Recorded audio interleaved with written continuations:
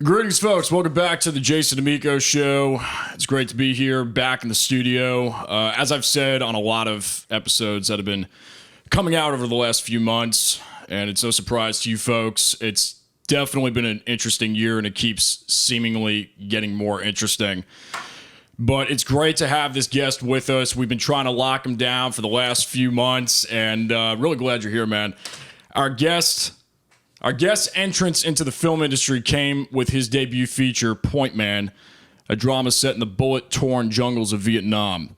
Conceived as an indie effort, Pointman quickly grew legs, with the production team moving principal photography to the outskirts of Phnom Penh, Cambodia, filming for a month, following up with a session in the Mekong Delta that makes the film the first original narrative Vietnam War movie in American cinematic history to shoot on location in Vietnam. Vision Films acquired Pointman for distribution the following year, and following a successful festival run wherein the film gathered Best Picture honors at the Sydney Indie Film Festival, and our guest himself was nominated for Best Upcoming Filmmaker at the Academy Award qualifying St. Louis International Film Festival. Pointman officially released in February of 2019, and his visibility would soon be boosted by DVD placement in Walmart retailers and across more than a dozen international territories. He's now bringing the same energy and vision to Condor's Nest, the latest work that is currently in production with much projected success to follow. Please welcome to the show my good friend, Mr. Phil Blattenberger. Jason, thank you for having me. This is really exciting.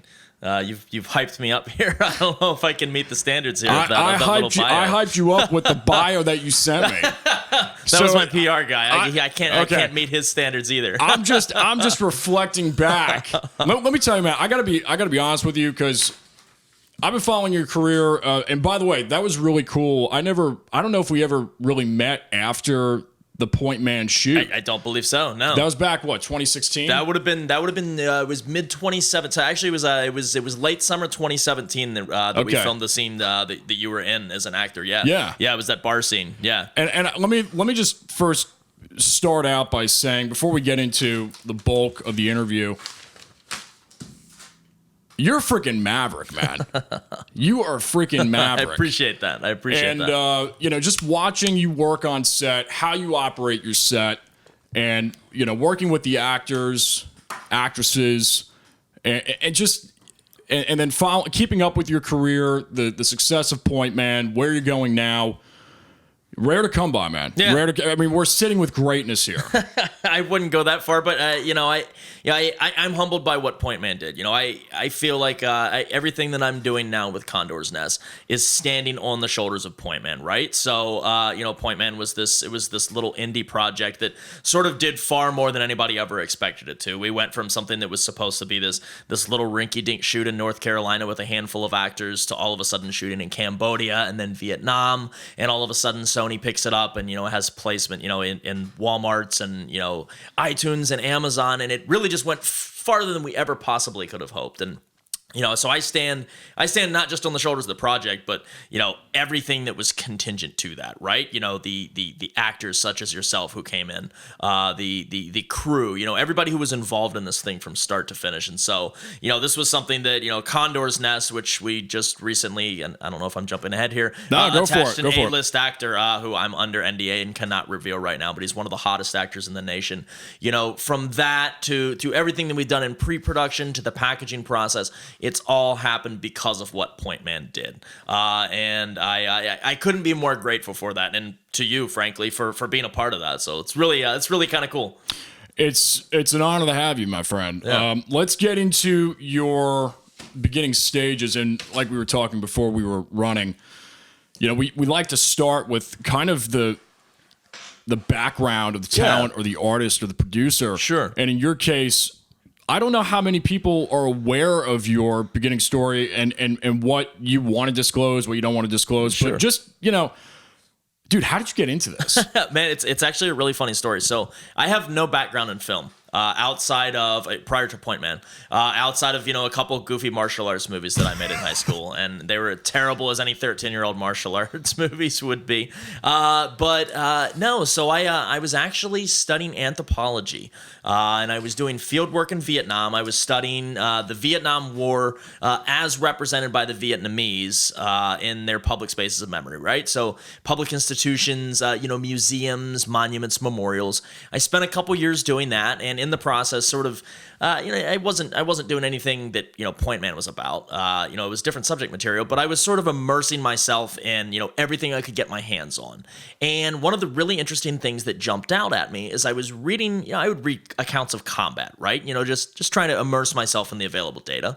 And one thing that jumped out to me was I was reading an account of a combat situation where there were a couple of black GIs. And the Vietnamese were absolute masters of propaganda. And this is 1960s, late 60s, middle of the civil rights movement. Post April 1968, Martin Luther King Jr. had just been assassinated. There were a lot of sort of racial tensions going on, right? And so the Vietnamese would capitalize on this animus. They would literally call out in combat, me to the edge of the studio over here. They would call out, "Hey, soul brother, go home. It's not your fight." Now, you embed yourself in the mentality of this for just a second. You're a black GI, right? You don't have civil rights back home. You're being shipped off, 9,000 miles away to fight amongst white people who will not even fight for your rights back home, and you're fighting for that guy. And then the one thing that you have going for you, the one thing in your head that keeps you going is, at least we have a common enemy, right? But lo and behold, here this common enemy is literally calling out to you in the middle of a firefight, "Dude, we're not even the enemy. It's the guys next to you. Go home. This isn't your fight," right? So what does that do to you psychologically? And that question, which was difficult for me to grapple with, because I was born as a lower middle class white kid. I never faced any problems due to my skin color. It was a difficult question for me to grapple with because I had no framework for which to understand that. I could accept it intellectually, but as far as the intuitive gut response, that's a little bit more difficult. You're sort of bound by your experience. And and of course I also wasn't born in an era that led me to Vietnam to go fight. So it was even more difficult to separate yourself another degree and sort of embody that, right? But this is something that stuck with me. I finished the master's degree and essentially just started writing a screenplay based out of these few things that I had come across. And so Pointman sort of had a couple flavors to it. The story was one centered around a handful of black GIs who get cut off from their platoon, sort of screwed over by their platoon, really, and have to fight their way back to the lines. Beyond that, we don't want to pigeonhole it as that. Pointman's also about various ethical crises and I was going to say multiple ethical dilemmas in that plot. Absolutely. Yeah. And, at the end of the day, it boils down to honestly a crime drama. If you really kind of want to boil it down to something. Right. But that's sort of the approach of, and I want to choose my words carefully here. I don't want to say giving a platform to black GIs because it's been done before, but it hadn't been done like this before. And we wanted to extend a platform where we're not speaking for somebody. Again, I'm not qualified to speak for somebody. I'm not qualified to speak for a black person as a white person. I'm not qualified to speak for a Vietnam War veteran or somebody who was in and around that time. But the beauty of film is that you can do that, right? You can write a story. You can collaborate with existing voices. We have historical records of Vietnam War veterans. We have black GIs who fought in Vietnam who was able to talk to and sort of integrate these voices. And collaboratively, together, you put voices in and you tell a story that way, right? So we were blessed to be, we were the vessels for that with Pointman. We were the vessels for this greater story that's greater than any one of us, specifically, Right. And I think that's what made it take off. So, I had no background as a producer, a director. I had done no film prior to this. And so the one thing that I was good at was organization. So what I could do is say, okay, I need to go get a director of photography who can compensate for the fact that I don't know a camera from a microphone. I don't know what the hell I'm doing. And so, I made a hire there and I hired a sound guy there, for the same purposes. And Really, I think the most important one was I hired a buddy of mine, Dan Black, who's now my business partner and producer, and he'd done theater work in college, so he was the only guy that I really had any sort of background in performing arts. And I said, look, man, and this is when Pointman was supposed to be something that was going to be shot in the woods in North Carolina. It was something that was going to get entered into a couple festivals, and yay, we finished the summer project of 2017. This was 2016. But I brought him on board. We sort of went into this saying, okay, look, we've got a good script, we've got a good story, and that's what's king. We can pull together some production elements, but we got to get talent in this, right? We got to get actors. And so we posted a casting call. We had the expectation that we would get, 50 people. We were looking at maybe 50 people submitting for roles in this thing, having never done this before. We got 50 notifications in the first 10 minutes of going live with it. We went to about 4,000 by the time it was over. And that was in the period of about a month. So that's when it sort of hit the next level. It sort of ratcheted up, and we said, hey, we've got something here. It has widespread interest. I'll never forget the first day walking into the casting room. We had this hotel rented out. We had this office space in the hotel, or meeting space rather. And I walk in the front door at 8 a.m. and I see 40 kids just sitting around. They're all 18, 19, 20 years old, sort of the GIs, and I'm like, holy cow, every one of these people are here for this film. Right. And everybody's sitting there paging through scripts. Right. This was new to me, and so this was the first time where I was like, holy cow, we've got something. Sounds like a New York City casting office. It may as well have been, as far as I was concerned. It may as well have been. It was an unbelievable experience. It was very validating. And we whittled through everything. We got our principal actors out of that. We were very happy with it. We made the decision to shift to Cambodia. I'd done some traveling there before. We got some investors involved and had a little bit of money to kind of spend, I guess. And we sort of recognize that, and this is one of the keys with doing independent film, you sort of have to play to your budget, right? Ideally, I would have shot this entire thing in Vietnam with real weapons, all blank firing stuff, it would have been a $60 million film, right? Obviously, I can't do that. So what we said is, how can we sort of take, the limited budget that we have, but amplify it in a way that under independent films won't? And the number one thing was Cambodia, right? So most Hollywood films that Location. Yeah. Most Hollywood films that do Vietnam are California or they're Florida, right? Right. And you can tell, quite frankly, you really can tell. You can't go get the big sprawling rice paddies and the berms that run in between these rice fields, the palm trees, the specific types of palm trees. You just can't get that. They don't exist in the continental United States. Frankly, they don't exist in this hemisphere. So we said, look, why not fly to Cambodia? Tickets are extremely cheap. Production costs there are extremely low. We ended up paying $6 per night per hotel per person. It was ridiculous, you know, and that's with, full air conditioning and all the amenities. Man. We were paying $1.50 a day per person for lunch catered on set every day, all super fresh and nutritious. I mean, it was basically didn't exist. These overhead costs just didn't exist while we were there. Man. It was more or less the cost of flying everybody over and paying them while they were there. Right. But we got unparalleled production value out of it. It's not Vietnam. You can tell there's slight differences, but only if you've been to both countries before. And you have this sweeping sort of epic, set in this amazing backdrop that's quintessentially Southeast Asia. You can't tell that it's not Vietnam, but if we shot in Florida, you would have been able to tell that it was not Southeast Asia, right? I remember a Facebook post that you put out. It was probably 2017, and it said something like, "Well, here we are, $10,000-$20,000 in. We're gonna burn it down and 30 seconds for a shot." It's great. I love it. Yeah, well, that's what you do on tight budgets, right? Everything, you don't have a contingency reserve to just duck into at that level. And so that was one of the things we did shoot in Florida. So we shot so we shot all of our wide stuff, anything that had to be unmistakably Southeast Asia. We shot in Southeast Asia. We did a second trip, ducked over the border to Vietnam. No American feature film that was an original narrative if I'd ever actually shot in Vietnam prior to that. So we picked that up. Wow. But we came back and we did a couple weeks of shooting in Florida, and that was your tighter stuff, right? The screen's tighter, the camera's tighter, everything's close up.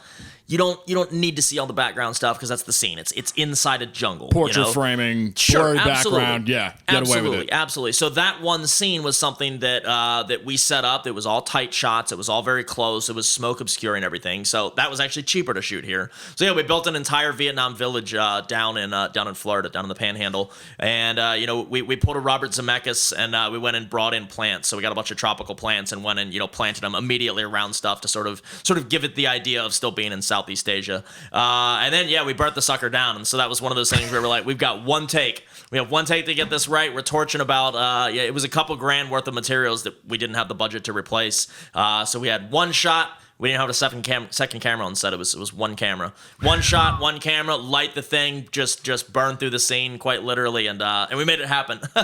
Amazing. So there's moments when it's like, we're rolling, right? Yeah, absolutely. Yeah, you're rolling, right? Absolutely, right. Yeah, no, it scares the hell out of you. But it's and Pointman's full of stories like that. Honestly, the best one, if I can get indulgent here for a second. Absolutely, man.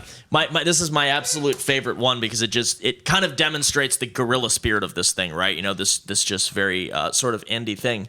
So we went to Cambodia to beginning filming. We had opened principal photography with one day. If you watch the film, it's all the helicopter scenes. So we have a Huey helicopter that lands in a field and some dialogue that happens inside of that thing. So we had done that before, but we had barely started. And so our big swath of principal photography was in Cambodia. So I got there, I'd done some work, I'd done some field work and pulled up some different things. But, I was largely showing up there, making the final decisions at that point where we were going to shoot. And I had my crew and cast showing up a week behind me. So I get there, I've got a week to put everything together. I'd already mailed my weapons props. So the first thing I was going to do was show up there, go to the UPS pickup there, show them all the paperwork, and go pick up this giant box of heavy machine guns, bullets, grenades, all these things that we need to get the film done. Well, I show up to the cinema office. They have a specific cinema department. It's a government branch, and I show up there, and a representative from the Ministry of the Interior walks out, and he says, "Listen, I'm very sorry. I've got good news and I got bad news." And he says, "The bad news is we forgot to file your paperwork for these weapons props." And he's like, "But the good news is I'm filing it today, so in a month you'll be good."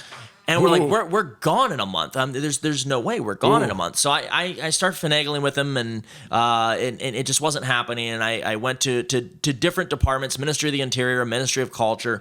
Nobody could do anything. I immediately kicked into bribe mode, which is frankly kind of how things happen in Southeast Asia a lot of times. Right. And so I was handing off $100 bills and a cigar to everybody I could get my hands on that could possibly take something. Tried to bribe somebody to hand it out of the back of the airport building where I knew it was stored. I could see the building right there. Man, I knew where it cluster, was. Man. Oh, it was an absolute cluster. I was going out of my mind. And of course, I started seeing. I didn't notice them until then. There were all these anti-corruption campaign signs all over the place. It had apparently just kicked off with a new administration in some sense. So nobody was taken. Everybody knew they had eyes on them. So nothing was working when it normally would have. And I got several days in, was freaking out, trying to figure out what to do. On top of that, I got a call from one of my actors. I was like, okay, they're leaving now in 3 days. It was a couple days of layovers. They were going to show up, and then I had another 2 days to figure everything out. So the pressure was on. Then I get a call from one of my actors, and he says, "Hey, man, we're in San Francisco, and there's 15 of us here. We can't get on the plane." And I'm like, at this point, I was a couple drinks deep, kind of just looking for inspiration in the bottom of my glass at this nightclub in Cambodia. And so I'm just sitting there texting him, and I was like, "Just get on the plane, man. It's cool. Just show him your onward proof of departure. Show him that you're headed through, to Cambodia through China. You'll be good." 10 minutes later, same thing. Can't get on the plane. And so it kind of went back and forth, and it sort of slowly dawned on me. So we were flying through China. This was early 2017. We were flying through China, and China had just opened up this new immigration policy that said you don't have to have a visa to China to fly through China anymore as an American citizen. You have 72 hours free transit, so you can zip through there. You've got 3 days if you want. Wow. You go out into the town. Yeah, this was a very new thing. And so it turns out. So this is my fault, but when I bought the tickets, there was nothing listed on the visa policy. And at the very bottom of all this red tape, it says that it's 72 hours, but if you fly through more than one point, more than one destination in China, it drops to 24 hours. So their transit time was 26 hours, so they couldn't get on the flights. So I'm sitting here drunk as a skunk. I pay a guy to drive me back to the hotel on a motorcycle, and I hop and I drain the production budget buying new flights that were under that 24-hour thing through China. And then everybody's going to show up a day late, and it's probably $700 in the budget, but we're on. We've got production. So at this point, yeah. So I pulled a couple personal loans to get a little bit in the account, and then at that point I said, okay, it's all in. We've gone all in. We're bringing the team over here. We've got to make it happen. Yeah. So at that point, the next day, I remembered from having traveled through Southeast Asia that the Vietnam War being a relatively recent occurrence, there's a lot of Vietnam and Soviet era weapons still around, and you can go to these firing ranges in Thailand and Cambodia, and you can rent these the AK-47s, the M16A1s that the US GIs used. $20 you go fire off a clip, and it's fun, and you get Instagram pictures out of it. And I realized this might be a resource. So I talked to a line producer down there. We went and sought out a guy who owned one. He was a 3-star general in the Cambodian National Armed Forces. Wow. So we went to this army base out in 60 kilometers outside of Phnom Penh, buried in the middle of the jungle. And I swear it was like something out of a movie. This guy's walking us through, wearing this camo, walking us through this this third world, classic looking warehouse, popping open crates of grenades, popping open cases of machine guns, handing me stuff saying, okay, will this do? Will this do? Will this do? And sure enough, we needed 3 M16A1 machine guns. We got them.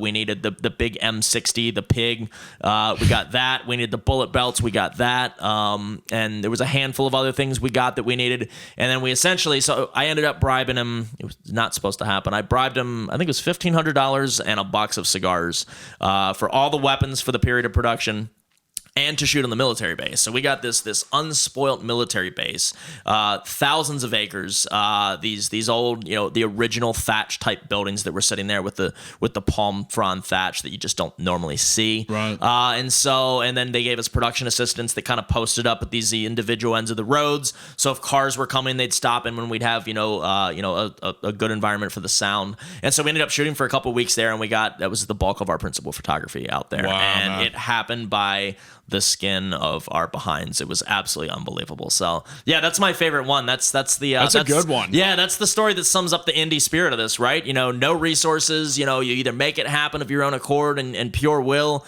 or it falls by the wayside and just ends up in a trash dump. And thankfully, we ended up with the former rather than the latter. For sure, man. Yeah.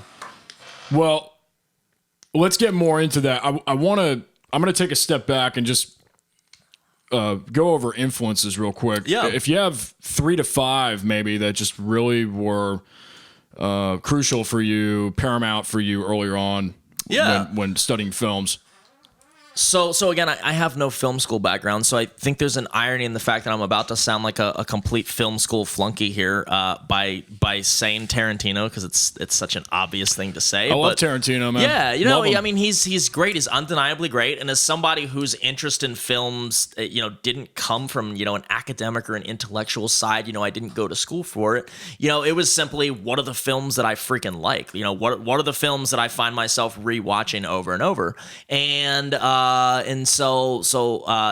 Inglourious Bastards, I gotta say, was one of the influences for me in realizing how dialogue could be written. Oh yeah, man. Yeah, I mean, there's Hateful Eight was like, and that's a recent one, but man, just the dialogue, so captivating. Take any of them. Take Reservoir Dogs, and Tarantino was a guy who could stick a bunch of people in a room and write an entire 120-page script about 5 people sitting in a room talking to each other, and it never gets old, it never gets boring. And that was my original model, I guess, was I want to be, I want to write dialogue, and I had a writing background, so I think it came fairly naturally to me. Right. But yeah, so Tarantino, just by virtue of the dialogue, right? And the audacity to do some of the things that he does, I think is absolutely marvelous, and I love it.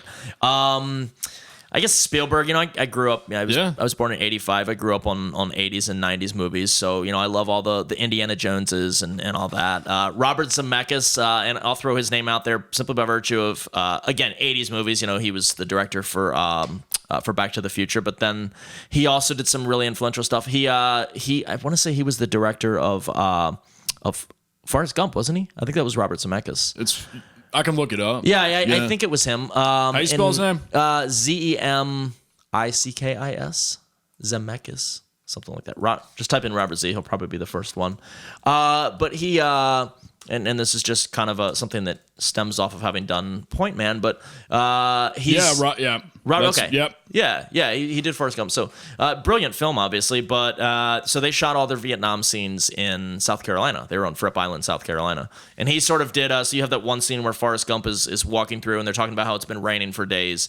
And you have them stalking and going around the corner, and Lieutenant Dan's peering around the corner. You have all this foliage. That's in Fripp Island, South Carolina, but it doesn't look like it because Robert Zemeckis went and brought in like 150 potted plants that were all like Southeast Asian palm trees and stuff and stacked them around. So that's cool. Yeah, one of the inspirations that we drew. So I guess he gets that by default. He made our Florida scenes look a little bit better. So I'll credit Robert Zemeckis for that. He gets the points for that one.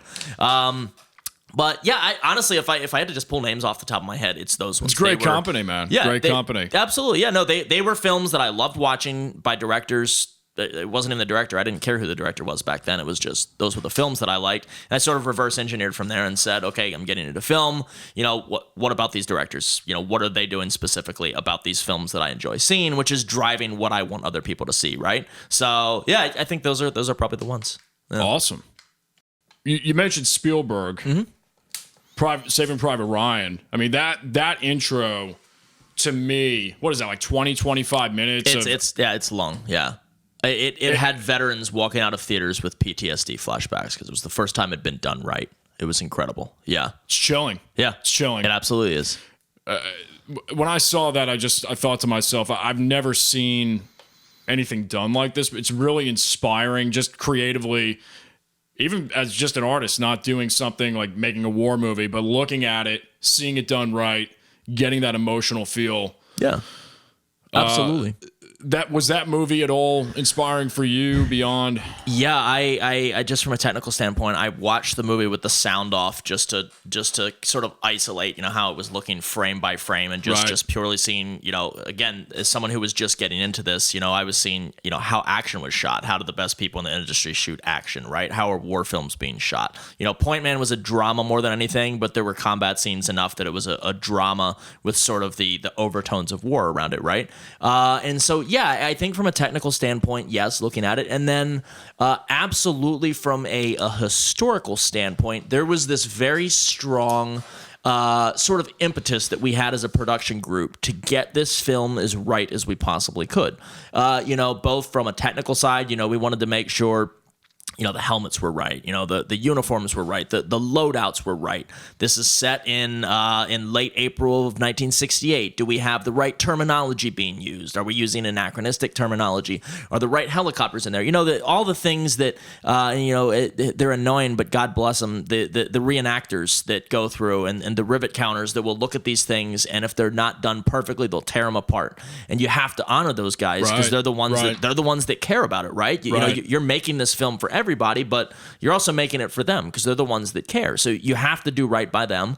And then even, you know, even larger than that, which is the most important thing, was doing right by the veterans. You know, whether they are, you know, whether they're veterans that were involved in the Vietnam War, whether they're American veterans, they're Australian, Vietnamese, North Vietnamese, South Vietnamese, you know, whoever was involved in that.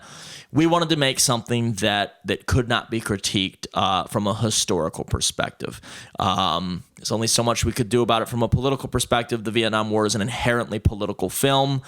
So I guess what you sort of do is do your best to sort of come in and, you know, you don't want to say nothing. If you come in and talk a lot and say nothing, then you've left a film with no lasting memory, right? You want to say something, but you also want to sort of design it for the audience to sort of draw their own conclusions, right? You're sort of presenting it as it was and letting the audience decide, you know, how that framing works for them and sort of what the responses were. And so, yeah, I would say, you know, what they did with Saving Private Ryan, you know, with talking to veterans, bringing in consultants, everything. Those were all things that, frankly, we didn't have the budget for. You know, we could talk to people, and we did, but, you know, we couldn't go do... So they did a like 2-week boot camp with all the leads in the movie, right? Mm-hmm. And so they had them slogging through mud for 2 weeks.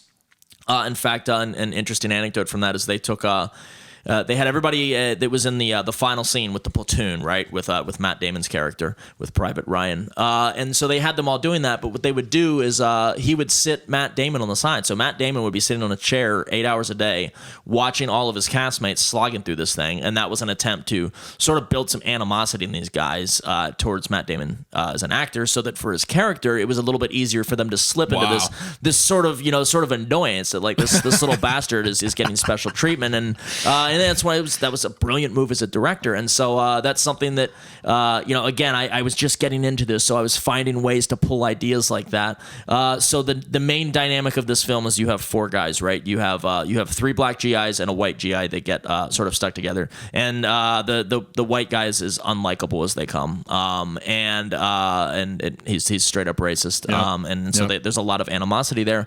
And so when we went down to start shooting this film, we put all three of the black actors in a room together. It sort of made sense. They're sort of in the film, they're buddies, so they would have been bunking together anyway. But instead of putting Jake in with them, the actor that played Silas Meeks, we stuck him in a room by himself and didn't put anybody else with him. Right, so you have sort of this building rapport with these guys, Chris Long and Chase Gutsmore and Marcus Bailey, who are playing these black GIs. They're developing as an actor, they're gelling, they're working on their character stuff together, and then you have Jake off here by himself as the white guy, right? So that was sort of the idea. You sort of. You obviously trust your actors to be able to put themselves in these situations automatically, and to just jump there in their minds, and then to be able to act from it, but.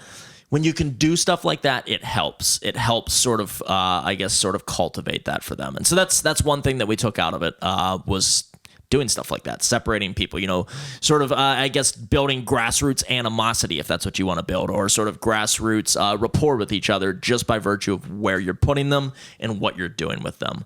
So that was one of the more meaningful things we took out of that movie.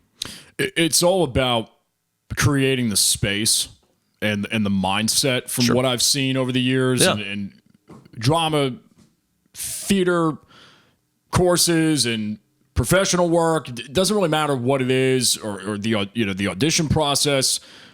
Getting in that headspace and bringing it into the real world. Anytime you can create that chemistry and dynamic, any help you can get, and even with like vocal takes, in music or songwriting, it's that creative, that headspace. I think that's a great tool to use. That's a cool one, man. Yeah, no, it's fun, and I mean, I think that's where I say all the time. I found out in Pointman that directing is the easiest job in the world. You are standing there and you're saying, you go do that, you go do that, you go do that. You're a finger pointer. It's the easiest thing in the world, right? But I think the most important thing is the ability to have sort of that greater overall vision that allows you to make decisions like that, to be able to go in and say, okay, how can I create the best possible space for the best possible performances for these actors, right? And so I think that's where the creativity comes in, right? You're looking at your overall picture and you're saying, okay, what can we do with logistics, with arrangements, with table reads? What can we do in the process of everything that leads up to making a film, from the time you cast them to the time that they're actually on set? How can you sort of best accentuate that character? How can you best cultivate the essence of that character with them to drive the best possible performance? And then on game day, when you get the cameras rolling, sound speeding, how can you have made the environment so that it is least obstructive to them fully embodying that performance, right? And so I think, that's what directing is to me. I think that's the most essential part of it. I think effective directing too, as you just mentioned. And I'll try and put more specific. I don't want to put words in your mouth, but it sounds to me like 95% of it, and I've noticed this with our productions, is the preparation. Absolutely. And the other 5%, really, the execution will take care of itself if it's the minute tasks that have to be done before game day. Yep. You got to do the homework. You got to have the ducks in a row, because when it's on, it's on. Right. No, that's absolutely the case. It's a football game, right? You practice all week, and if you don't practice all week, doesn't matter how good you are at catching, doesn't matter how good you are at throwing, you're going to come out in the field and you're going to get your ass kicked because you haven't done the preparation. And so, I'll take Condor's Nest. That's the one that we're working on now. We are a good 2 years into pre-production on that, and I am personally over 5,000 hours into the thing. It's been a nonstop work in progress, and that's what you have to do. There's set building, there's locations, a million different passes on the script, the packaging, crewing up, everything that goes into it. It's prep work. Yeah, absolutely. You can't not do the preparation. It's not even that at this level, it's not even that it won't show in the results. It's that there won't be results because you're not going to get it done. If you don't do the preparation, there won't be people showing up on the day you've got to shoot. It's just nothing. There will be no platform. You've got to build a platform in order to build another platform, and you're building 20 different platforms on top of that, which finally get you to the shoot dates. And yeah, I mean, and that's I think what separates, honestly, indie producers from the professionals, or we'll say good indie producers from the bad indie producers, is you got to do the work. You got to have the hustle. If you don't have the work, if you don't do the work and have the hustle, it's just not going to happen. It's just not. Well, while we're on Condor's Nest, and respecting the NDA and all that, tell us a little bit about it.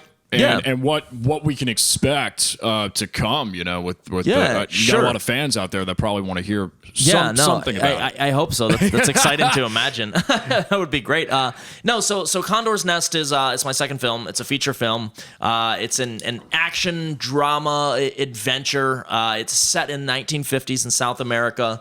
During a search for Nazi war criminals. That's sort of the basis of it. So historically, something like 10,000 Nazis fled Germany after Hitler's downfall. 1945 to 1950 is about 10,000 fled. Usually they set up new identities. They hid out in what was largely Argentina. It was sort of a pro-fascist setup down there that had a lot of Nazi sympathizers during the war. But really all across South America. Brazil, there were quite a few. Bolivia, Chile, Uruguay, a number of different places. And so the film is sort of set in it's fictional.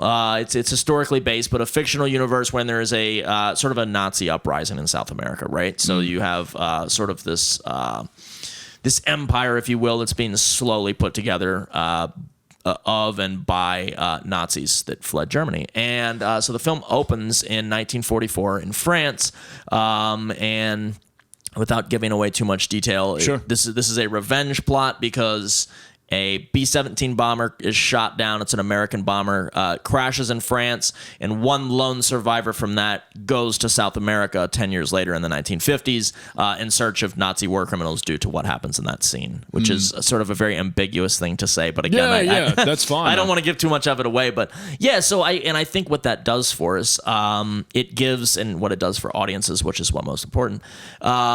We just have a fun film. There's some dramatic elements, but this is a thriller, right? So you have this explosive opening scene. You have a plane crashing. It was probably the biggest single thing we did for this. We spent a little over a year out at a film set in Eastern North Carolina, which is a really good proxy for the place in France that this is supposed to be.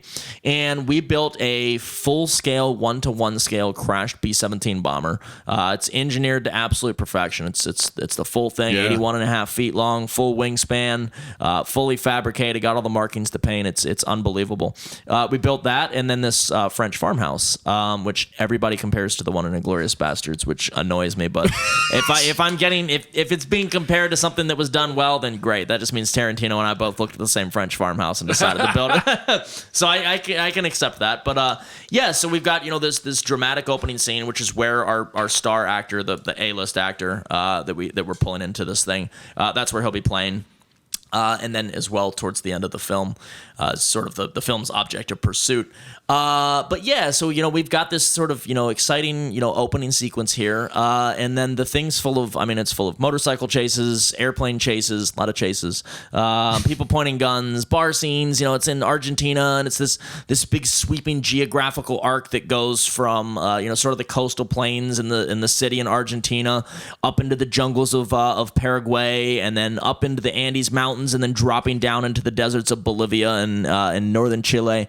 And so we really just have a very exciting concept visually here. It lends itself to, a lot of wonderful cinematography, sort of embedding ourselves in the geography and the topography of hinterland South America. It's absolutely wonderful. And to that end, we'll be shooting there as well. So we're taking what we did in Cambodia and we're doing that here as well. We're sort of, most of it is set in the domestic United States, it's filmed in the domestic United States. But we have several weeks of production sequences that will take place in Uruguay. There's a town down on the across the River Plate from Buenos Aires that it's frozen in time, if you will. It's Colonia del Sacramento. I think it's a UNESCO World Heritage Site. They essentially have, as some of these sites have done, sort of stopped building anything that doesn't follow a 1950s building code. So you walk there and it's it's old cars, just old classic cars all over the place. You don't see telephone wires, you don't see lines. Sounds like North Korea. Yeah, it's basically North Korea, only it's wonderful. Right. Yeah, it's all the good parts of North Korea. Right. It's done for tourist reasons. And so we'll film there. That's cool.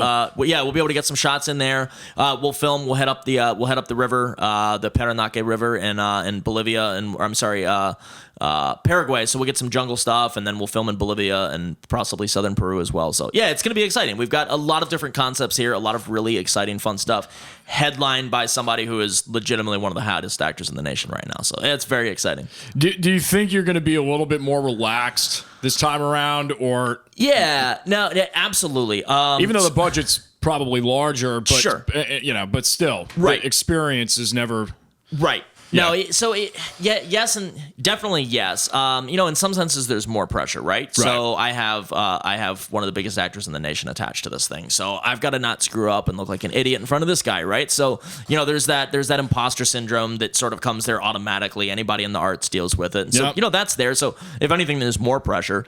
But logistically, I've removed a lot of this pressure from myself that was there on Pointman, right? So delegation, absolutely, perhaps, having people to delegate to. So when we were in Cambodia, my God, man, I was directing it, and I was also the water boy, and I was also craft services, and I was doing the slate. There was a million different things going on. It was the same thing with the actors. I had actors that were there, and sort of we all knew going into this we didn't have a budget, so the only way it was going to work is if say Cody Howard, one of the main guys in this film, he showed up essentially 2 weeks early, and he didn't have a scene until the last 2 days of the shoot schedule. Wow. So he was there with the slate every day, just acting his crew, holding reflectors, and guys would jump out of a scene. You're not in the scene until later today, so you're holding a reflector. It was ridiculous, and it was a testament to those guys.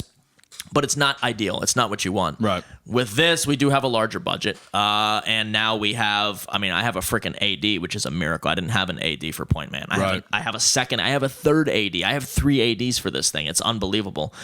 We have grips. We have gaffers. We have, all these different elements. We have actual departments now.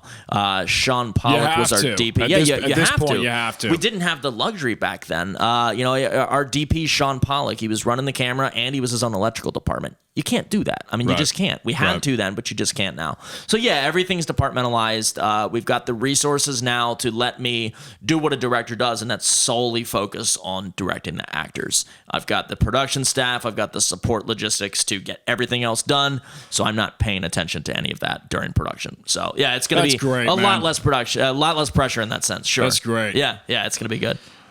While we're on this, I want to talk real quick about your creative process and from writing the script to the ending title credits. What's your go-to as far as throughout the whole thing, how to start, and staying inspired? Yeah. So that's it. That used to be a complicated answer. I feel like for a long time I sort of had the idea in my head that, and I think a lot of writers do, the idea that you can't turn on creativity like a faucet. You have to be able to just be able to write. I'm sorry. Yeah, you can't turn on creativity like a faucet. You can't just do it whenever. You have to wait for it to hit you. Channel. Right? Yeah, absolutely. And I've sort of changed a philosophy there in the last couple of years, and I think writing has become a discipline for me, and that I need to be able to turn it on. I need to be able to develop myself as a writer so that at any point, creativity helps, creative surges help, inspiration helps, but I need to be able to sit down at any point and write something that's worth reading. And so that's something, sort of a discipline that I guess adopted doing Pointman. But I think even beyond that, the most important thing, and this is what made it so I'm having a hard time answering that question, even because there was never really any point of needing to stay inspired or needing to stay created, was that I had really, really good groundwork beforehand. And that made it so that the writing was just simple. I mean, Pointman was, I wrote it in 2 weeks. The entire script was 2 weeks, but that's because I spent 2 months prior to that sort of laying out the concept. I said, okay, here's my simple sentence or simple, sort of breakdown is a couple of GIs get separated from their platoon in Vietnam and have to fight their way back to the lines, right? So then you break that down further and you say, okay, what if we say 3 of them are black, 1 of them's white, and there's some racial tensions, and then you break it down further, and then for the actual writing process, I just had script cards or scene cards. So I would go through, and once I had my basic outline done, I'd write, each scene in a couple of sentences. This is what happens. And then I've got my cards laid out. And at that point, I've got the structure there. I have, all my character development. Everything's easy to lean back on, and then I can just start writing. And, I hate saying this. I tell people over and over, I hate saying it, and I always say it anyway. It sounds really woolly and pretentious to say that something wrote itself, right? Like, whether you're a musician, whether you're a novelist, whether you're a screenwriter, when you tell people that, they look at you like, oh, that's really cool. And then you kind of sound like an asshole, right? But it's true. It's so true, man. It's true. When you write true characters and you write a true situation, when everything is truthful, you don't sit there and fumble in your head for what does this character say next. You have Casper and Meeks arguing in this scene. I'm not sitting here saying, oh, Meeks just said this, what's Casper going to say? It flows forward as fast as I can write it. It's because they're truthful, they're in truthful circumstances, and they're acting truthfully. It just flows out. And so Pointman was a 2-week process of actually writing it. And so I would say, I don't know if that's what you were looking for, but in terms of the writing process, that's it. It's be truthful, write, do the background work, and that's what I did. And it came out. Now I will say Condor's Nest was a little more difficult because Pointman was organic in the sense that we had a very simple plot. We had it laid out, and even to develop the plot, we said, okay, we're not inserting plot points here. We're going to let plot points sort of develop organically throughout the narrative, right, during the writing process, and see what happens. Whereas Condor's Nest was difficult because we came in and said, okay, we have our basic idea here. It's Nazis in South America, but there are specific plot points that we want in, right? So, like, we want, an airplane shooting at a tank, or we want a motorcycle chase, right? Or we want this character, or we want this arc.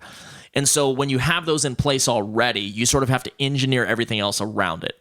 And that becomes a little bit more difficult. So I think there were some more technicalities to Pointman, having to say, okay, how do we already have, we're not just going from point A to point Z. We're starting at point A, but we have to consider point E. So we have to get from point A to point E and then make point E work with point P, right? So it's a lot more technically involved and a lot more technically challenging. And so there was some workshop sessions with this one that Pointman didn't have. So I have a couple producers that I sat down with, and we would do reads of the film, and we would sit here and sort of workshop different ways to, fit something in and make sure that it's, it fits the dynamics. But so and it's interesting. It's 2 different scripts. It's 2 different dynamics and approach, and 2 different ways to putting together a story that were radically different from one another. But be that as it may, both of them were organic. The writing came out like that, and it's because everything was truthful, and I think that's the key. Yeah, for sure, man. So as we start to kind of wrap up here a little bit, there's no time constraint here as far as what we could talk about, but you've knocked out quite a bit of the bullet points. A couple of major ones. The first one for me, which you've already dove a lot into. Sure. But entrepreneurship, going hand in hand with the artistic community, this industry. Again, you've already said a lot, but just bringing that to the table and facilitating conversation as far as your personal thoughts on it, the struggles, the successes, and just your personal take on the word entrepreneurship in the industry and what it means, what it takes. Sure. No, absolutely. we'll be here for hours if, I, if I run my mouth here. You may say that I'm giving you too much credit like earlier, but I think you're totally qualified to cover this ground. No, I appreciate that. And I will say, so Pointman is an indie success story, right? There are probably tens of thousands of films that come out every year by indie auteurs that are putting together a product and they're looking to go get distribution, right? So that's sort of the golden calf here is, can you get distribution? Right. Because that's obviously how you make your money. That's how you get exposure, and that's how you end up making another film, for features at least. And so Pointman was a success story in that regard. We were acquired, so we finished filming in 2017. We were picked up in 2018 by Vision Films, who partnered with Sony to sell this thing. And it was a great splash. So we were in brick and mortar retailers. The DVD was in every Walmart in the United States. We were in the U.S. library system. We were, iTunes, Amazon, all of these platforms for TV on demand streaming, and so it was great. It was an absolute success story, and I guess what I tell people when I look back, to sort of break this down, and it's not just me telling people, it's the industry. Hustle is not enough. I think people put too much emphasis on hustle. And that's not to say that you shouldn't hustle. It's an irreducible part of it. You have to hustle. Pointman happened because of a handful of people hustling nonstop. I spent every waking moment of the thing for 3 years just nonstop working. So it has to happen. But the fact is, hustle without know-how is just a hamster running on a wheel. All you're doing is burning calories. You have to know how, and even beyond having to know how, you have to have an attitude of perfecting your craft. You have to be obsessed with perfecting your craft. And I think that is the number one thing that gets left out when I look at the North Carolina indie film scene. And this isn't a criticism of anybody, but you see a lot of people. It's an observation. Yeah. Well, you see a lot of people who they're hard workers. They even have a vision, but they're too willing to put up with poor performance, whether it's themselves or people they're hiring. They're too willing to look at a take and say good enough. They're too willing to say, on technical things, and I guess this is where you see it the most. They're willing to say, lighting's good enough, or they're willing to say, sound isn't that important. We're an indie film. And I think what this boils down to is a lack of understanding the simple fact that consumers are unforgiving. When we looked at Pointman, there were a lot of times where it was tempting to say, okay, you know what? We didn't really have the budget for this. We did a great job given what we had. But the reality of the situation is that if you are a consumer, or by extension a distributor who's screening this and deciding whether they want to attach this to their name to go hand out to consumers, they don't give a damn how hard you tried. They just care about what's coming through that screen. They don't know me. If my aunt watches Pointman, she's going to say, great job, honey. That was great. That's awesome. That makes me feel good. Nobody that watches this thing is going to look at it and say, oh, well, Phil's a cool guy. I like Phil. So you know what? He did a great job because it's him. No, they're going to say, this sucks. I don't care about this. This is terrible. I'm not going to watch this. I'm skipping on to the next thing. I've got digital content at my fingertips. I'll look at literally anything else. And so that's what you have to do. You have to go in your head. You have to go to the lowest common denominator and say the most critical person. Maybe that's the highest common denominator. I think I'm mixing my metaphors here. But you have to look at the most critical possible person, and you have to sell to them. You're not selling to your aunt. You're not selling to your mom. You're not selling to your friends that are on Facebook and think you're doing a great job. You're selling to somebody who will happily tear you in half because they don't know you, they don't care about you, they just know what good films are, and they know a good one when they see it, and on the other hand, they know a really bad one when they see it. And so I maybe belaboring the point here, but I think indie filmmakers are too happy to pat themselves on the back for hustling and not be critical about their own work and not point a critical eye and a critical finger at everything that they've done, and not just, exhibit a quality control of their own film, but sort of synchronically over a long period of time, insist on learning and doing better. You can't, if you look at one film to the next and you've stagnated, that means you've stopped learning. And I think some of that comes from ego, and I've had to deal with it personally. Pointman did very well on the film festival circuit, and there was a handful of moments where it was like, this feels pretty good, and then you have to beat that down and say, no, you haven't arrived. Be happy with what you did, be satisfied, but at the same time, don't be satisfied. Don't say that this is some sort of a plateau where you sit. No, you can't be satisfied. Stay neutral. Absolutely. You can't look back and be satisfied at this level. You have to be unsatisfied. You have to say that's not good enough. You have to say I know that I can do better. And I think that's absolutely crucial. I think that's an attitude that as an entrepreneur you have to develop. I think that's the only way that you get better. And I think that's the only way that even if you're Pointman and you sold some copy, that's great. But what I did for Pointman as an entrepreneur will not stand for Condor's Nest. That was rookie leagues. Condor's Nest is big leagues, and so I can't be satisfied. I have to keep striving, have to keep getting better, have to keep moving forward. And I think that's the number one thing.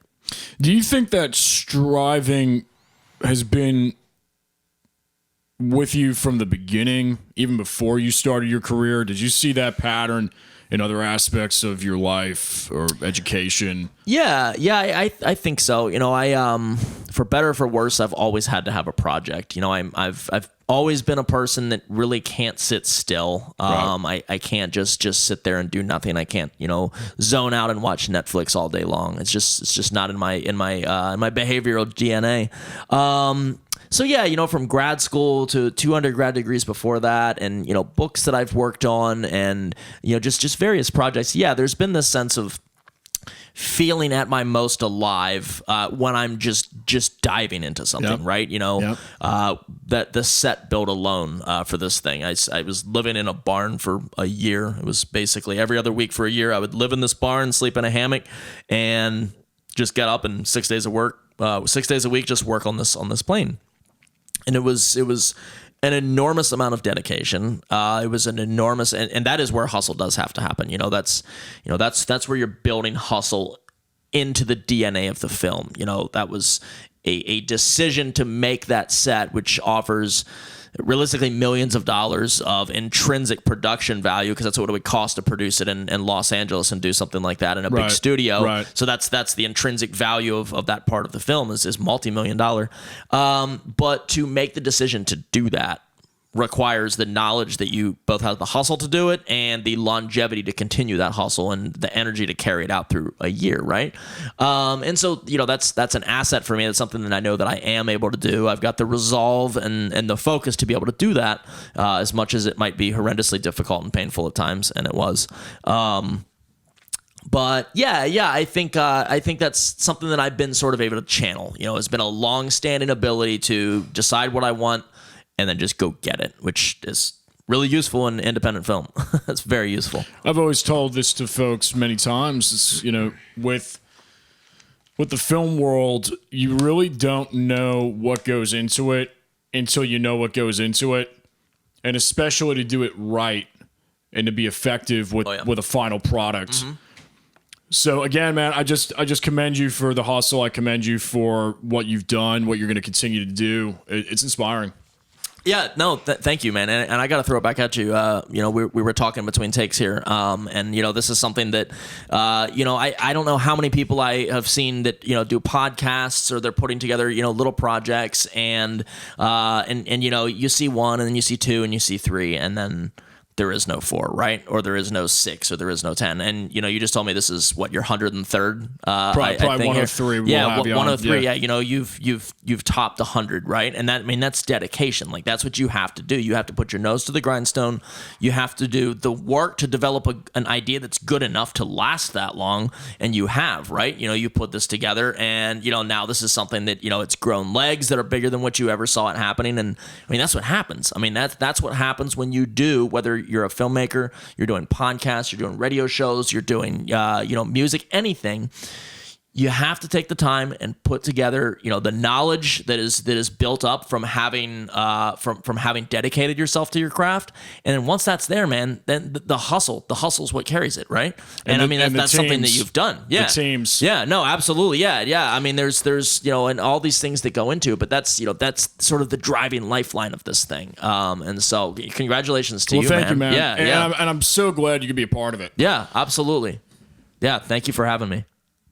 Real quick, and you kind of touched on this earlier, but best/worst on-set experiences. If you had one of each that come to mind, and dude, I'm sure there's many. Best? Oh man. Okay. So memorable moment. Memorable, right? So I have a very small sample size here. Pointman was. I hadn't done a film prior to Pointman. I haven't started filming Condor's Nest But even from that, yet. it was such an intensive process. Right. I'm sure you have a pool of. So I think worst experience. Oh my gosh. You don't have to use any names. It's just no. That's fine. So I mean, Pointman was wonderful. I have no names to talk ill of for Pointman. It was really truly wonderful all the way through. I guess Pointman and Jazz. I think if I had to pick worst was also the best, oddly enough. So Cambodia. Let me tell you about Cambodia, man. We're talking about Cambodia. We're talking about Cambodia now. So Cambodia was absolutely blazing hot. It's Southeast Asia. We sort of lucked out. We went there in the dry season, so the bugs were a little bit lower than normal, and the humidity was a little bit lower than normal. But you're talking about going from 100% humidity to 90% humidity, right? So it's just slightly less unbearable. You're still talking about things in the metrics of unbearable. But it was every day out there for 2 weeks. A tiny crew. Sweating our asses off. God, I mean, it was all day shoots, and it was absolutely miserable. And like I said, we didn't have production logistics, so it was, we'd take a break, and we didn't have a base camp, so we would go find a shadow off of a tree or off of the side of a building or something, somewhere where we were, sit there with lukewarm bottles that we tried to keep cool. Jeez. And chug water, and and I had it easy, man. I was sitting there in a t-shirt and boots. These poor guys are in there, these actors, and they've got on the helmets, they've got on long sleeve gear, they've got on all the trappings of a Vietnam soldier in 1968. And I mean, these guys were troopers. Nobody complained. It was absolutely wonderful in that regard. And frankly, it was an irreducibly important experience leading up to shooting the rest of the film, because of the group cohesion that resulted. And that's why I say it's kind of a dual thing. It was both the worst and the best. It was the worst because we didn't have bathroom facilities, so it was grab a banana leaf and hike off to the nearest trench, out in the middle of Cambodia here. Plenty of inappropriate stories there to run into. We'll leave them for the B-sides, but so it was miserable. It was hot. We were low on sleep. We were low on resources. We didn't have money. It was terrible, but it was also the best experience of my life. I, at this time, was going through a divorce. I had my personal life was a flaming wreck. And I look now at January of 2017 is maybe the best month of my life. Just from a personal standpoint, the memories that I made there, are ones that I'll never forget. And just from a functional standpoint in the film, the core that we developed of a couple of actors and producers that will be friends for the rest of our lives, and none of us will ever forget that month in January 2017. Man, it's the sweetest thing. It's absolutely incredible. So I think the worst was the best. It's kind of interesting how that works. There's a real camaraderie that's created when you have a team of people taking on a creative endeavor with a strong vision, that's being spearheaded from a really great director and concept creator.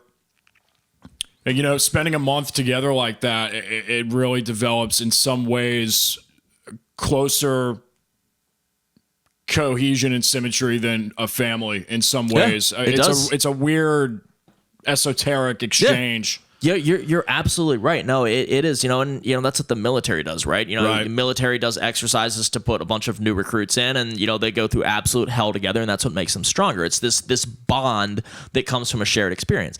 Obviously, we're not the military. Obviously, a film set's not basic training. Obviously, fake war on camera is not real war, so it's not at that level.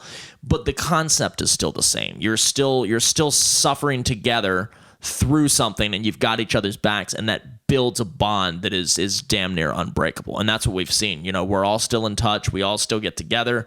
It's really, truly a wonderful thing. And I think what it comes down to is that's what happens when everybody buys in. You can't, they certainly weren't there for the pay. The pay was terrible.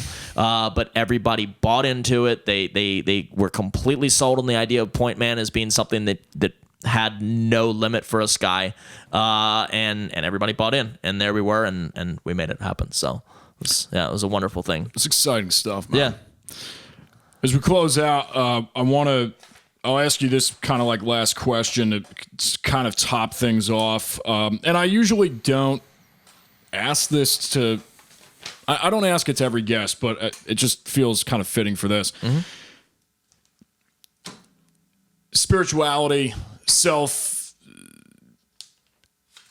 inner work. What, do you have any thoughts on that? Any personal reflections over the years? Anything that you're into right now? Yeah, no, absolutely.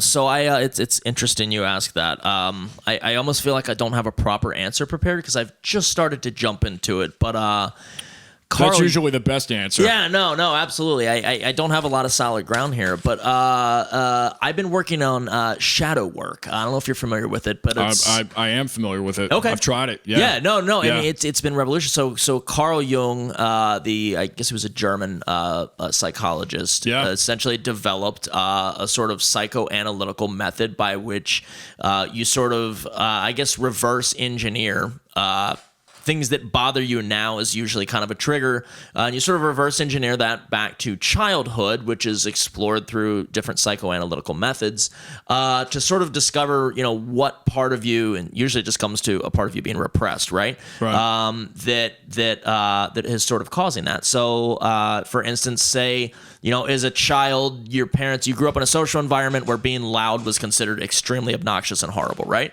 So you may find that in adulthood, you're really sort of, I guess, triggered by that, for lack of a better word. When somebody's, even if you don't know why, if somebody's really loud, that codes to you as obnoxious, and you just think that person's obnoxious because you're extremely sensitive to that. Mm-hmm. And then even beyond that, you may have, so let's say, so horror movies, for instance, are really loud, right? There's a lot of screaming. You may find that you have an aversion to horror movies without ever realizing that it's because they're being loud, and you have a childhood aversion to loudness because that part of you was suppressed. It's almost like an auxiliary triggering. Absolutely, not even what's at the forefront. Absolutely, yeah. And so literally your taste in movies can be affected by, what your parents told you and tried to stop you from doing as a kid. And so, and I don't... some of it sounds pretty obvious. I think it's become so widely accepted that the idea that childhood trauma creates your issues today is just like, duh. Like, of course we know that, But it was really since it was probably mid-August I started doing work there. So it's been a couple months now. So I've been kind of going to that process. I journaled for like 20 years. And so I've had the ability to go back, pull up old journals, and it's interesting, isn't it? Yeah, I don't even have to do the psychoanalytical work. I can literally pick up the journal from when I'm 13 and say, this is what I was dealing with. Yeah. So I was just going through that the other night with some stuff. Yeah. No, it's great, and it's been people throw the word transformative around a lot, but it has been. There's been a sense of sort of excavating myself, doing this sort of archaeology of my own past and of my own brain, and sort of taking some of the childhood traumas and figuring out, okay, what are, how did these, suppressed emotional needs, how did those carry out and sort of determine how things played out through my life and in friendships and relationships, failed friendships, and then start doing the work to heal those, which is to complete the circuit of emotional healing that was never allowed to happen as a kid, so that now you're able to process those things, they become available. So yeah, I mean, it's been wonderful. Great analysis. Great analysis. It's been wonderful. So I highly recommend it to anybody. Yeah, I'll kind of throw my 2 cents into this for a second. And this year, I've seen huge benefits from transcendental meditational practices, and nice. I've always been into that type of work, but really this year was just a great time to dive into it. Absolutely. And yeah, the word transformation, people throw it around a lot, but until you experience it. No, you're absolutely right. There's something there. Yeah. Well, and I mean, this year has been an absolute disaster for everybody. So if there's ever a year to do inner work, this is it. Everybody's just having their worlds wrecked right now. So we all need it more than ever. Yeah. And some of us have more time to deal with it now. So yeah, highly recommended for anybody. It's a wonderful thing for sure. Well, how we wrap up is I've got a quick, I call it the shootout. Sometimes it's kind of like popcorn answers, but nice. It's just basically, I'll say a phrase that is related to the guest or a word, and you just fire the first thing that comes back. Okay. Like let's do it. There's no right or wrong answers. Film. Fun. That's cool. Black and white.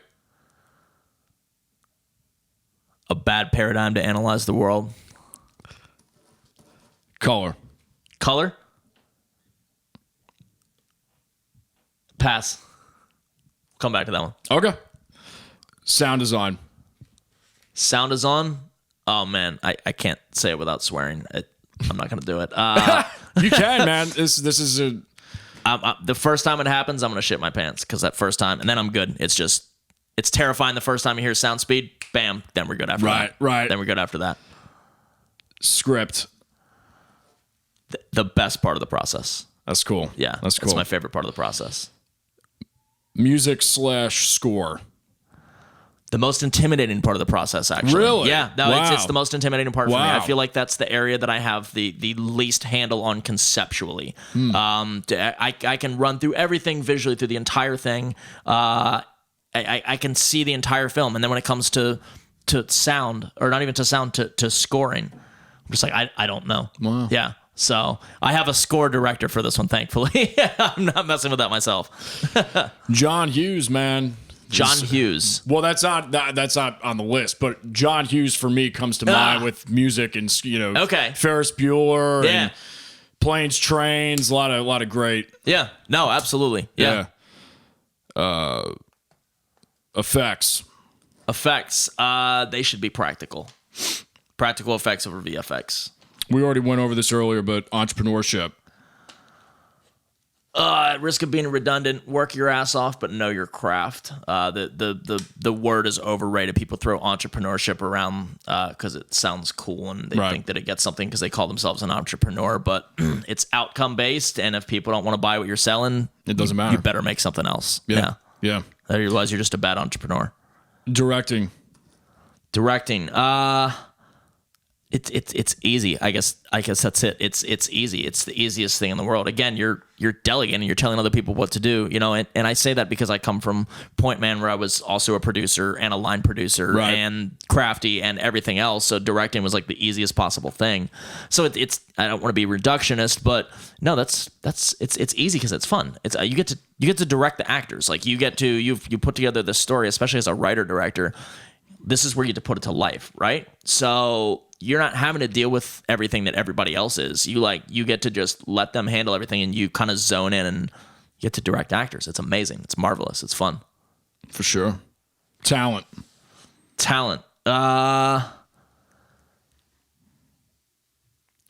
In wide supply. Actually, having cast this thing, we were amazed at Condor's Nest and Pointman. We were amazed at the talent that came through. But I think it's more than just, I guess, inherent talent. There's a lot of people that you come through and it's like, okay, like you've got the inherent talent, right? But it's almost like having grind, but then not having the platform to build it on. you have to have the platform. Right. So you can be a talented actor, but if you don't bother going out and auditioning and then you just have a crappy reel as a result, you're not going to get roles, right? And so, yeah, I think, there's a lot of talent out there, just like there's a lot of good golfers out there, but you don't have that many people going pro because there's only so many spots for it. So if you don't have what it takes to go compete for those slots, if you can't put the package together from sort of a business standpoint of being able to activate that part, then what good is your talent? You're just a good actor. Got to execute. Yep. Drink. Single malt scotch. Cigar. Medium to full body with a full flavor profile. I love Padrones. I love Plasencias. I love really the heavy stuff that you usually have to eat a steak before, or you're just going to get sick.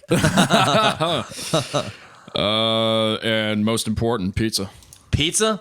I'm a pepperoni guy, man. Hell yeah, man. I keep it simple. Sometimes I get meatballs because my kid likes to throw them at the cat because she loves to eat meatballs. But yeah, I'm a simple guy, man. Give me cheese and pepperoni all day. I'm a happy man.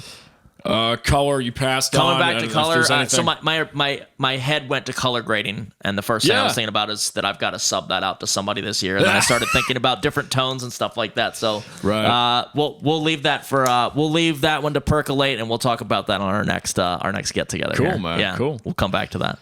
Once again, man, this has just been awesome. Been great. Absolutely. Thanks for coming out. Yeah. No, thank you for having me. I'm honored to be a guest. This is awesome. One last question for you. We asked this to everybody, which is if you could go back in time to your 15-year-old self, knowing what you know now, what would you tell him? That's an interesting question given the intersection of all the shadow work that I've been doing. Yeah, my answer may change over time. I think I'd probably tell myself that I've got a whole hell of a lot more talent than I thought I had at the time. I think that's what I'd tell me. I would tell myself to ride that train. I had at 15 sort of a lot of suppressed instincts about my ability to go do stuff. And I think I just give myself a pep talk. I'd say, look, you've got a lot of kind of inherent talent as a writer and as a creator. And to follow that, don't let people, don't let people throw sand on that and dirt on that and drag you down for that. That's something to follow. That's something to kind of carry through. That's at the core of who you are, and don't lose that kid. Follow that through. That's what I tell them. That's cool, man. Yeah. That's cool. Yeah. Well, a lot of exciting things coming down the pike for you, and any social media shout outs, any links that you want us to set up, you can email them to me. We'll put them in the description box below. Yeah. Where can folks find if you want to give out your personal Instagram or Facebook? Yeah, so I'm the only Phil Blattenberger in existence as far as I know. So if you can spell Blattenberger, you'll probably find me. So yeah, there's IMDb listings. I've got PA Blattenberger is my my Instagram handle, and so it's not hard to find. You Google Blattenberger, it's gonna come up. So cool. Yeah, we probably don't even have to do the links. Everybody can find it if they want it. Cool, man. This has been great. Thanks again. Hey, thank you, Jason. It's a pleasure. And we will see you guys on the next episode. Thanks so much for tuning in, folks at Simplecast, iTunes, Spotify, iHeartRadio, as well as YouTube if you're watching this. And that should do it. We will see you on the next one. Peace.